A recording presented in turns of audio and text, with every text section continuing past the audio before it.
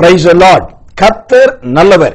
ஆண்டவராகிய இயேசுவின் நாமத்திலும் இயேசுவின் வல்லமை ஒளித்து சார்பிலும் தேவனுடைய ஊழியக்காரனாகிய நான் உங்களை பார்ப்பதை குறித்தும் உங்களோடு கிறிஸ்துவின் வார்த்தைகளை குறித்து பேசுவதை குறித்து மிகவும் மகிழ்ச்சி அடைகிறேன். கர்த்தரை துதிக்கிறேன், ஆண்டவரை ஸ்தோத்திரிக்கிறேன். இயேசுவின் அழகும் ஆவிக்குரிய அர்த்தங்களும் என்ற நீண்ட நெடிய தொடர் ஆழமான வேத தியான பகுதியிலே இயேசுவின் வாழ்க்கையில் காணப்பட்ட சில பலவீனங்களை குறித்து பார்க்க கர்த்தர் கிருபை செய்திருக்கிறார். அதற்காக ஆண்டவரை அதிகமாய் துதிக்கிறேன், தேவனுடைய நாமத்தை ஸ்தோத்திரிக்கிறேன். கர்த்தர் நல்லவர். இன்றைக்கும் முக்கியமான ஒரு பலவீனத்தை குறித்து பார்க்கலாம். லூக்கா சுவிசேஷத்தின் புஸ்தகம் 19ஆம் அதிகாரம் 41வது வசனத்தை வாசித்தால், அவர் சமீபமாய் வந்தபோது நகரத்தை பார்த்து அதற்காக கண்ணீர் விட்டு அழுது என்று பார்க்கிறோம். ஆம், இங்கு இயேசுவின் பலவீனத்தில் கண்ணீரை குறித்து பார்க்கிறோம். கண்ணீர் என்பதே ஒரு ஆழமான ஒரு பகுதி. அதிலும் இயேசுவின் கண்ணீர் மிக முக்கியமான ஒரு காரியங்களை குறிக்கிறது. ஆனபடினால் இந்த செய்தியை 2 பகுதியாய் இன்றைக்கும் இதன் தொடர்ச்சியை நாளைக்கும் தொடர்ந்து கேட்க போகிறோம். கர்த்தர் நல்லவர். இந்த வசனம் மிகவும் அழுத்தம் திருத்தமாய் சொல்லுகிறது, அவர் கண்ணீர் விட்டு அழுது என்று சொல்லி. ஆம், அப்படியானால் கர்த்தர் நல்லவர்.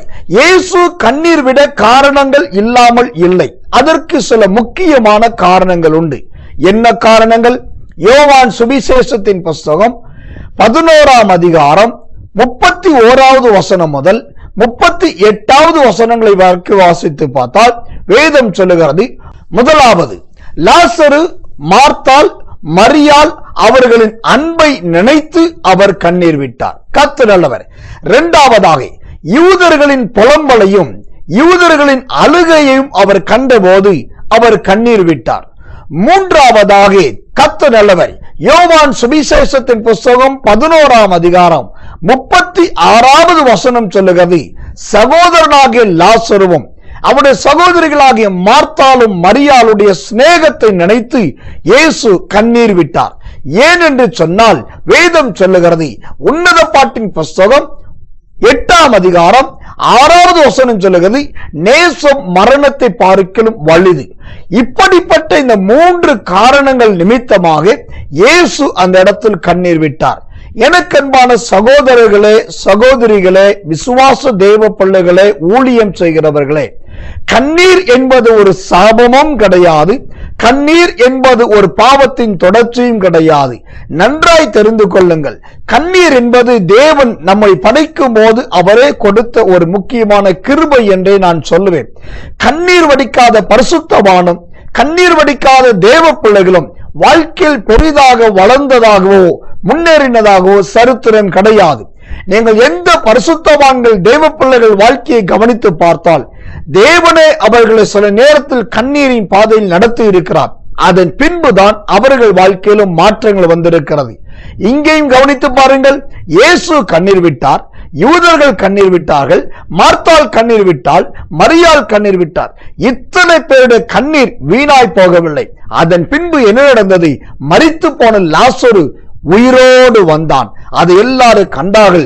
அவர்கள் கண்ணீருக்கு ஒரு பெரிய பலன் கிடைத்தது. இன்றைக்கும் ஒரு தீர்க்க தரிசனமும் விடுவிக்கக்கூடியதுமான ஆசீர்வாதத்தின் வார்த்தையை கர்த்தர் சொல்லுகிறார். நீங்கள் ஆண்டாண்டு காலங்களாய் பல காரணத்துக்காக கண்ணீர் வெடித்திருக்கலாம். ஆனா அந்த கண்ணீர் எல்லாவற்றுக்கும் தேவன் நல்ல அற்புதமான ஒரு பலனையும் பதிலையும் கர்த்தர் கொடுக்கிறதை நீங்கள் காண்பீர்கள். அந்த அற்புதம் உங்களுக்கு நடக்கும், உங்களுக்கு நிறைவேறும். கர்த்தர் நல்லவர். அதே சமயத்தில் இயேசு உங்களுக்காக எனக்காக கண்ணீர் விட்டுவிட்டபடினால் அவசியமில்லாத கண்ணீரை விட்டுவிடுங்கள். தொட்டதற்கெல்லாம் கண்ணீர் விடிக்காதிருங்கள். ஆண்டவரை துதியுங்கள். தேவனுடைய நன்மையும் கிருபை உங்களை தொடரும். இயேசுவின் கண்ணீரை குறித்து இதன் தொடர்ச்சியை நாளைக்கு நாம் தொடர்ந்து கவனிக்கலாம். இப்பொழுது ஒரு முக்கியமான வசனத்தை வாசித்து நாம் ஜெபிப்போம். ரோமர் புஸ்தகம் 8ஆம் அதிகாரம் 11வது வசனம், அன்றியும் இயேசுவை மரித்தோரிலிருந்து எழுப்பினவருடைய ஆவி உங்களில் வாசமாய் இருந்தால், கிறிஸ்துவை மரித்தோரிலிருந்து எழுப்பினவர் உங்களில் வாசமாய் இருக்கிற தம்முடைய ஆவியினாலே சாவுக்கேதுவான உங்கள் சரீரங்களையும் உயிர்ப்பிப்பார். இயேசுவை கிறிஸ்துவை எழுப்பினவர் சாவுக்கேதுவான உங்கள் சரீரங்களையும் உயிர்ப்பிப்பார். நீங்கள் உயிர் அடைவீர்கள். உங்கள் கண்ணீர் மகிழ்ச்சியாய் மாறும். நாம் ஜெபிப்போம்.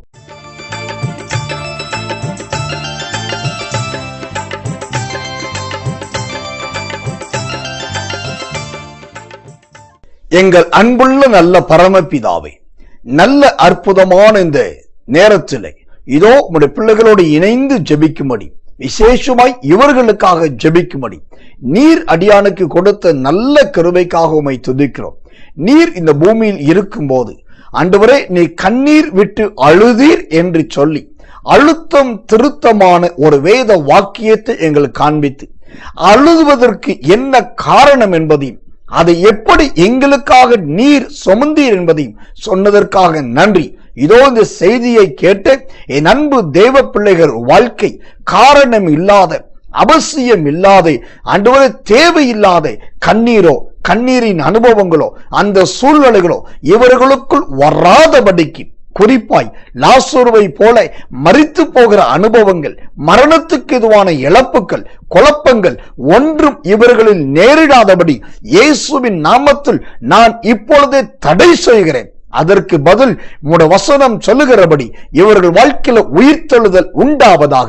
இயேசுவை கிறிஸ்து உயிர்ப்பித்ததை போல இவர்களை நீர் உயிர்ப்பித்து எல்லாம் நன்மைக்கு ஏதுவாய் நடக்கப் போகிறதுக்காக ஸ்தோத்திரம். கண்ணீருக்கு பதில் கொடுக்கிறதுக்காக நன்றி. வீட்டில் எல்லா இடத்திலும் எல்லாருக்குள்ளும் மகிழ்ச்சியும் கிருபையும் சொல்ந்து கொள்வதாக இயேசுவின் நாமத்தில் ஜெபிக்கிறோம் நல்ல பிதாவே. ஆமேன், ஆமேன், ஆமேன்.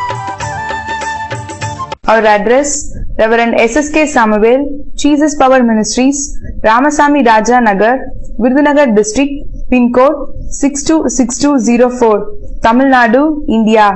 Our mobile numbers: 09962547469, 09080583815. Our email ID: ssksamuel69@gmail.com.